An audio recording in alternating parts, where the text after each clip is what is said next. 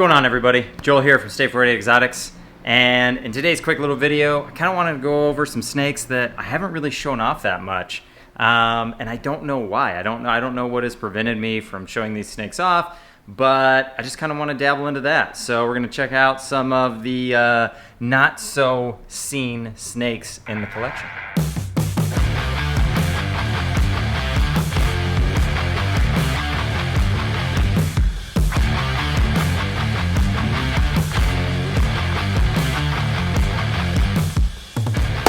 Okay, so snake room time, right? So we're in here with snakes, we're doing all our thing, blah, blah, blah. I'm gonna pull out this first snake here, and it's a snake that I don't even know, I don't even know when the last time I even showed it on video, and I don't know why. I don't know what I've been doing and why I haven't been showing it off. So let's get it.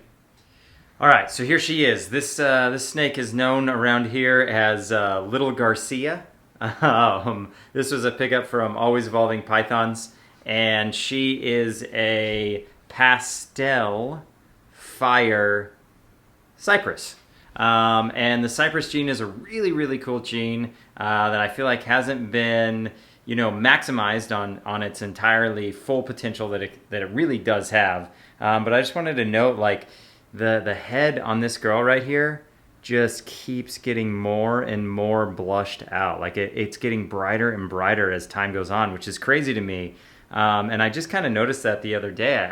I slid the tub open and I was like, wow, that head is getting really, really almost like bone white. It's really cool. It's a tremendous change for the snake itself. And so something, pretty unique with reptiles in general, a lot of them change colors as they age. So sometimes you'll have this snake that might look terrible when it's younger, but magnificent as it gets older. And unfortunately, that actually goes the other direction too. A lot of times you have these really, really, really pretty bright, vibrant animals that tend to fade out or get darker or brown out as they age.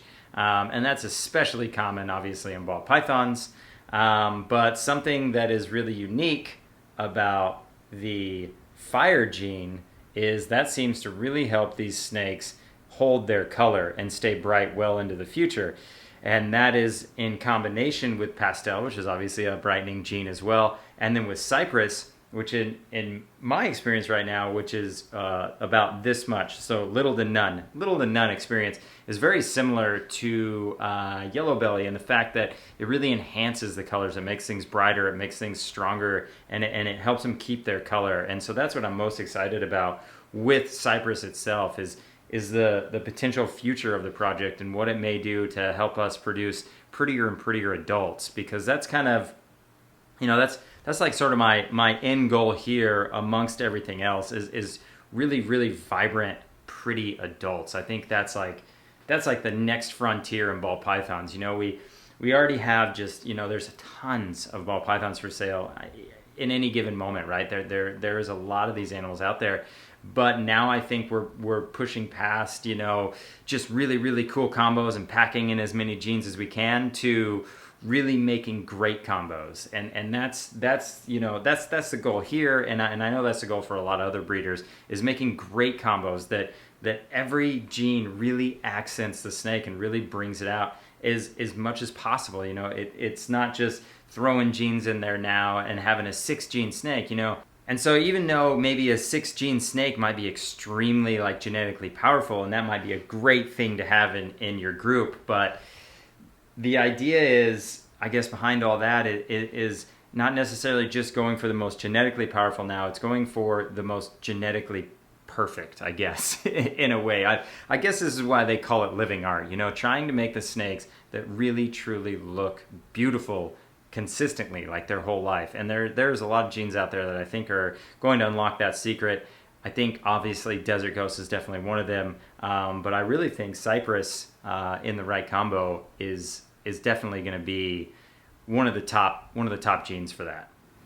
All right, so next snake that I feel like I haven't shown off that much is following right along the lines of the fire from the last snake, and this is a fire pied. She is obviously extremely high white, and that's really cool. She's actually my highest white pied. She's the highest white pied I've ever produced, which, honestly, I haven't produced that many, but I don't even own any high white pieds other than her, so it was kind of cool to see her come out of the egg with such high white, because I feel like it's nice to have, you know, a wide range of really what these piebalds can really look like, you know. And I absolutely love that little tail tip. That's so cool to me. That's probably one of my favorite things, is when they have patches, and then a patch right on the tail, and then a tip of white just past the tail. The other thing behind this snake is there is a chance that she is also yellow belly. It's, you know, there you go. That's what you have to decide on. You know, I have to decide on, is there yellow belly in this, and also is there leopard in this, because the pairing had all three of those genes in it.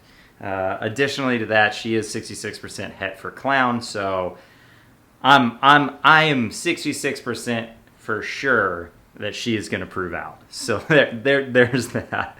But it's really tough, you know, with these piebald combos to really know what's in these snakes, especially for somebody like me that hasn't been, you know, I haven't been doing this for 20 years. I haven't had 400 pied clutch hatches out. I haven't had 400 clutches of pieds hatch out. I think that's a better way to word that sentence. But it does definitely make it really difficult, you know, to ID these snakes. And that is one of the drawbacks I feel like sometimes with the piebald gene, is it does make it hard. But having said that, piebalds, they're incredible. Like this is insane. Like these just patches of random pattern on basically a just stark white snake. I mean, you don't get much whiter than the white on a pied. So it's really cool. And as you know, if you don't know, now you will know, the Clown Pied Project, that's like all about what we're all about. So this is a tremendous animal for me, and hopefully in the near future, you know, maybe a year or so, 2 years, we can get her proved out to be 100% het for clown. And this is going to make a great mother one day. So super pumped to have this girl. I feel like I don't show her off enough, and this was kind of her moment to shine. All right, everybody, so just 2 snakes. That's all I'm going to show off today, and we're going to pump out some more snake updates here in the following week. So what I've really decided to do kind of with this channel is I've been kind of dabbling with the idea of maybe expanding it into more of a vlog style, where, you know, you kind of see more of what I actually do in the day, not just showing off snakes. So I, you know, wouldn't mind your comments on that, what you all think about that. I know primarily I just show off snakes, and that's primarily what I'm going to keep doing. But the point of that is I really want to start bringing videos Monday, Wednesday, Friday. Like I want to be doing 3 times a week. And with that, I'd like to just show off more of what's really going on, I guess, here in the dojo, we're going to call it right now. Who knows what I'll call it later.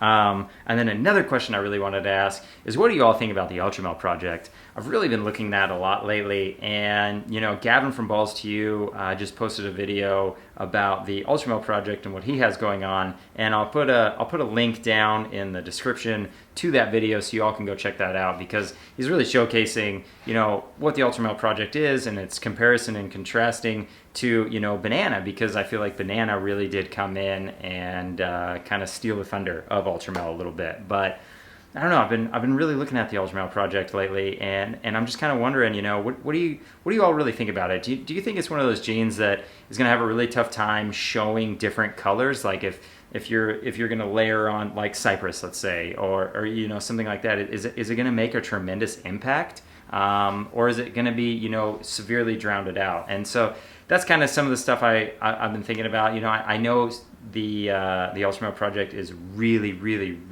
pretty. The snake never fades, and you know, the premise of like the previous part of this video is making really pretty adults, and ultramels are really pretty as adults. So that's something I've really kind of been thinking about. So I would love to hear your all thoughts on that.